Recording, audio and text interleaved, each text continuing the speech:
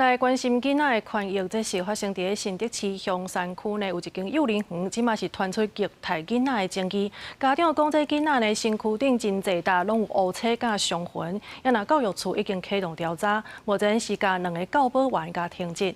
昨昏这幼儿园虽然讲是有举办这家长的说明会，也毋过呢，家长到场的时阵，稍后挡咧外口，认为讲这幼儿园态度有影是真恶质。说明会。 园方禁止我们入园。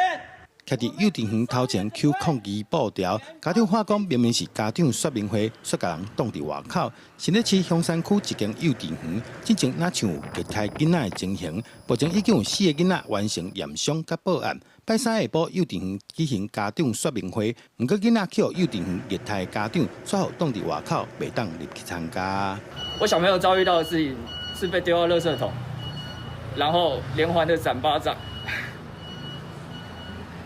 然后还有拿长条状东西打胫骨等等，然后晚上到现在都还在夜惊，然后每天都起来说我不要我不要，为什么他们可以进去我不能进去？就因为我知道比较多案情，我更知道更多，我手上握有更多的证据，就不行进去吗？ 园方他开说明会，却没有通知受害家长，甚至警方也被挡在门外。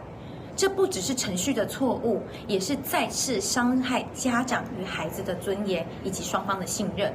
幼稚园表示，事件发生了后，已经甲家长有沟通甲说明2摆啊。这摆的说明会是针对其他的家长，下一步邀请这个囡仔受虐待的家长。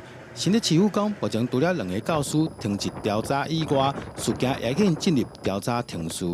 目前本案已进入调查程序中，并不会因为该园召开说明会来影响本府的一个持续调查。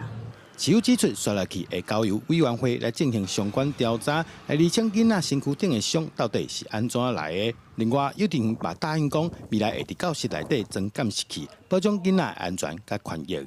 记者杜君和新德报道。